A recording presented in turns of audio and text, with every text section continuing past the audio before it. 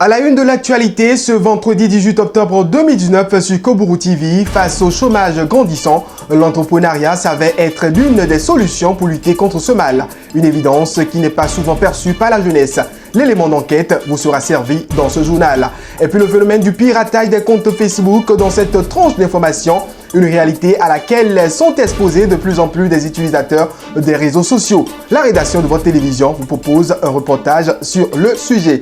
Et sport dans cette édition, nous irons à la découverte de Zazira FC, le seul club engagé dans la Vital'Or Ligue 2 pour le compte de la cité des Koburu. Marcel Pouty nous fera le point de leurs préparatifs à quelques heures du coup d'envoi de la première journée. Bonsoir et merci pour votre fidélité. Le développement de tout ceci, c'est dans un instant.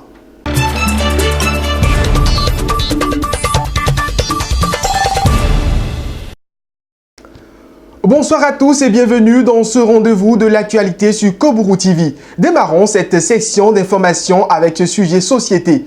Entreprendre aujourd'hui n'est malheureusement pas le souci premier des nombreux diplômés qui sortent de nos écoles et universités. Et pourtant, l'emploi n'est pas toujours garanti après de longues études dans des secteurs déjà saturés. Qu'est-ce qui peut justifier ce manque d'intérêt à l'entrepreneuriat qui est une solution pour pallier au chômage? La réponse dans ce reportage de Nima Toussani et Karsten Kisso.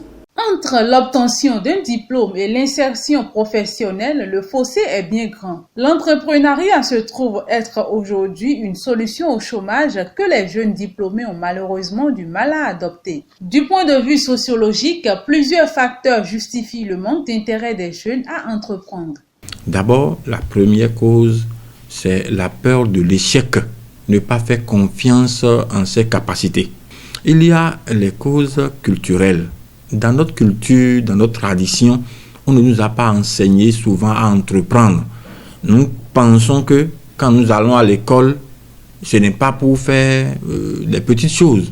Au sein de la jeunesse, il y en a qui ont préféré entreprendre que d'espérer un emploi qui tarde à venir. L'initiative de devenir entrepreneur est partie du fait qu'il y a de cela quelques années où, quand j'étais encore beaucoup plus jeune, j'ai toujours voulu être patron de moi-même. L'objectif de départ, c'était de lutter contre les sachets plastiques qui envahissent notre environnement de nos jours. Je n'ai pas attendu d'abord ma soutenance avant de me lancer dans l'entrepreneuriat. L'idée d'entreprendre m'est venue par une vision, c'est-à-dire résoudre un problème de chômage et créer de l'emploi, à commencer par moi-même. L'environnement immédiat est parfois un frein pour ces jeunes qui débordent d'idées et qui veulent entreprendre. Si vous mettez l'enseigne, un écriteau pour indiquer ce que vous faites, vous allez voir qu'une semaine après, les gens vont venir pour dire vous devez de l'argent par mois parce que vous avez mis l'enseigne là. Vous êtes découragé alors que vous n'avez même pas de bénéfice. À n'en point douter, face à la précarité de l'emploi, l'unique et meilleur moyen de survivre de nos jours pour les jeunes est d'entreprendre, car il est toujours bien d'avoir un job que d'en espérer un. Vendredi technologie, dans l'édition du journal de Koburu TV, on vous parle du piratage des comptes Facebook. Un fait qui aujourd'hui est devenu récurrent dans notre société. Il n'est plus rare de voir les pirates utiliser des comptes dont ils ne sont aucunement propriétaires pour souvent arnaquer d'autres utilisateurs. Plusieurs personnes en ont déjà fait les frais. Arnaud Obossa et Narcisse Tossa nous ouvrent les portes de cet univers. Le piratage fait référence à des activités qui cherchent à compromettre des appareils numériques et parfois des réseaux complets. Il existe plusieurs manières de pirater un compte Facebook. Il y a deux manières de pirater un compte. C'est-à-dire, premièrement, on pirate le compte, c'est-à-dire avoir accès aux informations de la personne sans que ce dernier ne sache que tu es dans son compte plus précisément. Maintenant, l'autre côté, c'est le fait et que la personne n'ait pas accès à ce compte. Donc, ce dernier ne peut plus accéder à son compte. Donc, il n'a plus accès à son compte, il change son mot de passe, etc. Même si votre compte Facebook est sécurisé, il se peut qu'il soit un jour piraté. Que faire alors?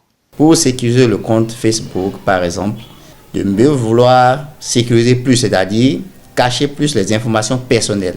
Donc, il s'agit du numéro de téléphone, son email que vous avez enregistré sur le compte. Parce que celui qui veut pirater votre compte a accès à votre numéro de téléphone ou soit à votre email. Et grâce à cela, il pourra le faire. Si on essaie de sécuriser cela, c'est-à-dire cacher au monde ou bien à vos contacts pour qu'on ne puisse pas voir avec quel numéro vous êtes enregistré sur Facebook, ce serait quand même agréable pour vous afin que vous n'ayez pas Vous ne exposez pas plutôt vos informations. Quand on va dans les paramètres, par exemple, de Facebook, on aura tout, où il faut avoir une visibilité, c'est-à-dire montrer le numéro au public ou ne pas le montrer. Là, vous cochez ne pas le montrer. Donc, vous serez le seul à pouvoir voir votre numéro, par exemple, ou soit votre email. Il est possible de récupérer son compte Facebook piraté. Pour réussir l'opération, il faut faire appel à un informaticien et ceci à temps. Du sport à présent, dans cette tranche d'information, le championnat béninois de football a repris et les clubs de deuxième division vont rentrer dans la danse ce week-end. Zazira FC, un club de la ville de Parakou, se prépare pour bien affronter ce vis-à-vis car l'objectif du club cette saison, monter en première division. Le point de la préparation à travers ce reportage de Marcel Pouty et Casten Kisso. Ce week-end débute le championnat de la Vitalo Ligue 2. Zazira FC, un club de deuxième division à Parakou, se prépare activement pour entamer cette saison. Selon ses dirigeants, tout est mis en œuvre pour faire monter l'équipe en première division. Nous avons tout refait. Nous nous sommes regroupés et on a changé tout ce qui est comme mauvaise pièce au sein de cette équipe dirigeante et nous avons cherché à voir qui sont ceux-là qui sont disponibles, qui sont ceux-là qui auront la volonté, la capacité de diriger cette équipe juste pour la faire monter à la Ligue 1. Administrativement, nous sommes en train de mettre les petits plats dans les grands plats pour pouvoir être au top avant le jour J. Donc actuellement, là, nous sommes en train de lancer la licence des joueurs sur la plateforme de la fédération. Donc nous ne sommes pas encore à thème. Donc nous avons lancé au moins une quinzaine de licences déjà. Donc nous attendons que la FBF puisse valider ces licences-là. Le coach de l'équipe se montre plutôt optimiste et croit fortement en son effectif. Inch'Allah, nous on va aller jusqu'au bout. Même aujourd'hui on va croiser Bassa si on est prêt. Tactiquement, là, ils sont prêts. Que ce soit tactiquement, physiquement, ils sont prêts. Moulairement aussi pareil. Parce que déjà le président nous a tout fourni. Que ce soit financier, moulairement, on est tout. L'effectif de l'équipe a été étoffé à l'image de cet ancien gardien des Buffs et Dynamo qui a fait son retour au Bécaye pour aider son club de cœur à atteindre ses objectifs. Mon premier club quitté, c'était Zazira. Ça fait partie de mes clubs formateurs. J'ai vu que vraiment on a un président qui fait tout pour Zazira. Il faut qu'on revienne pour faire monter notre maison. Parce que j'avais commencé par Zazira, après Dynamo, après Buff. Donc je suis revenu actuellement à la maison pour pas la garder, pour faire monter ma maison en première division. À quelques heures du coup d'envoi, au sein de l'équipe, l'ambiance est plutôt plaisante. À l'entraînement, on essaie de causer. Quand quelqu'un a un problème, il s'approche de moi et j'essaie de lui donner un peu de conseil. Et avec ça, ça marche un peu. Ils s'entendent très bien. Ils ont même eu à dîner ensemble à Cotonou. Au cours de la cérémonie de signature de nos nouveaux joueurs, ils ont eu à dîner ensemble. Ils ont été à la plage. Ils se sont partagés des repas. Actuellement, ils sont prêts. Le résultat de toute cette préparation devra être confirmé tout le long du championnat. Mais déjà, Zazira FC sera face à Dynamique FC de Djougou ce dimanche 20 octobre pour son premier match. Souhaitons-leur bonne chance pour leur premier match. Une page éducation dans ce journal télévisé ayant observé quelques anomalies dans l'habillement des enseignants lors de la tournée, le ministre Salimane Karimou a décidé de prendre ses responsabilités. Dans une lettre circulaire en date du 20 septembre 2019, le ministre a précisé les tenues que les enseignants de la maternelle et du primaire doivent porter pendant des heures de cours. Blandine Kégué est allée à la rencontre de certains de ces acteurs du système éducatif pour prendre leur appréciation. Suivons son reportage. Plus de tenues indécentes dans les salles de cours. Dorénavant, le style vestimentaire des instituteurs et institutrices seront suivis de près. Nous avons suivi le ministre la dernière fois qui a parlé de la tenue vestimentaire des enseignants. C'est tout à fait normal ce qu'il a dit.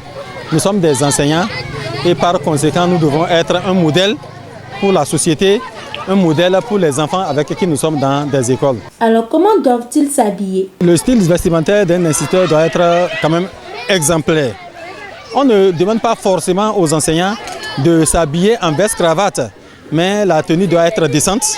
Pour quand même donner de bons exemples aux enfants que nous éduquons, Et surtout éviter de porter des habits sexy. Et surtout parlant des chaussures, il faut nécessairement des chaussures qui ont des lacets derrière, à défaut de fermer. Un style très simple, mais qui exige un accompagnement financier. Il faut nécessairement des moyens pour accompagner.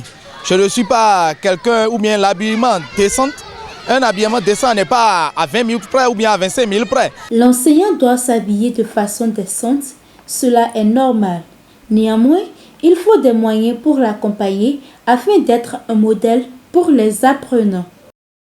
Bouclons ce rendez-vous informatif avec cet élément santé, pathologie qui touche essentiellement les enfants de moins de 5 ans. La poliomyélite est l'une des maladies de l'enfance les plus redoutées.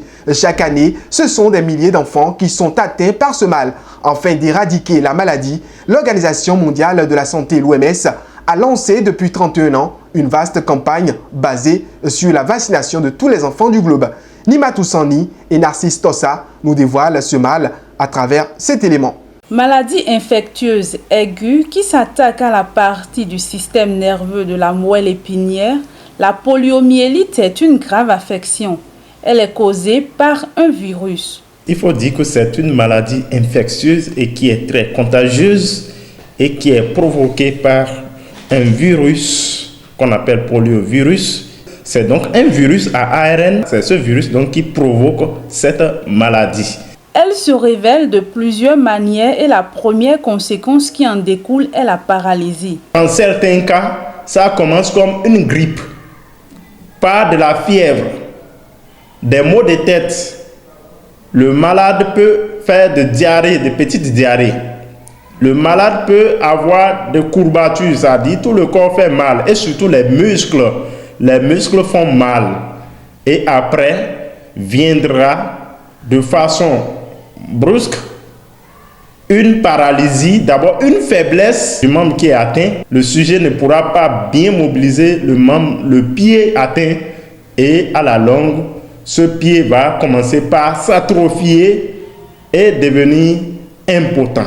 L'impotence du membre paralysé qui ne pourra pas jouer son rôle du fait de l'atrophie de ce membre, et secondairement, s'il s'avérait que c'est une paralysie générale, donc ça aboutit à un arrêt respiratoire et c'est le décès qu'on va constater. Des centaines de personnes portent aujourd'hui des marques de la poliomyélite. Le meilleur moyen de prévenir cette maladie reste la vaccination qui doit se faire aux enfants de 0 à 5 ans. Les campagnes de vaccination de la poliomyélite sont donc des opportunités pour sauver les enfants de la paralysie. Mesdames et messieurs, ainsi prend fin cette page de nouvelles. Merci de nous avoir suivis et à très bientôt sur Koburu TV.